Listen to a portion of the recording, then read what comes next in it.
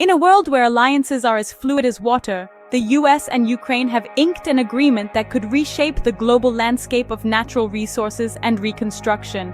The deal, at its core, opens the door for the US to access Ukraine's rare earth minerals. In return, the US pledges to contribute to a reconstruction fund for Ukraine. And this is just the beginning. Ukrainian President Zelensky is set to travel to Washington for further discussions. While the ink is still wet on this deal, the implications are already sending ripples across the globe. This agreement wasn't reached overnight. It's a tale of negotiations, rejections, and resilience. Picture this: an initial proposal demanding a whopping $500 billion share of Ukraine's rare earth minerals, all in exchange for aid. A bold demand, swiftly rejected by the Ukrainian President Zelensky. The negotiations didn't end there. Discussions continued, evolving into what we see today, a deal granting the U.S. access to Ukraine's valuable minerals for their involvement in a reconstruction fund. Security guarantees? Still on the table.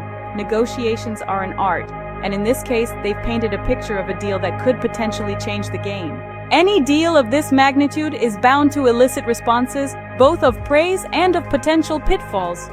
French President Macron recently tipped his hat to the agreement during a visit to the White House, signaling approval from across the Atlantic. But it's not all applause and accolades. Critics raise eyebrows at the potential for discussions between the US and Ukrainian presidents on security guarantees.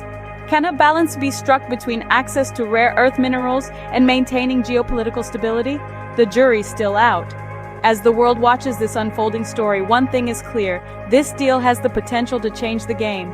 Is this deal the dawn of a new era or a risky move on the global chessboard? This agreement certainly ushers in potential benefits for both the US and Ukraine. America gains access to Ukraine's coveted rare earth minerals, while Ukraine receives much-needed reconstruction aid.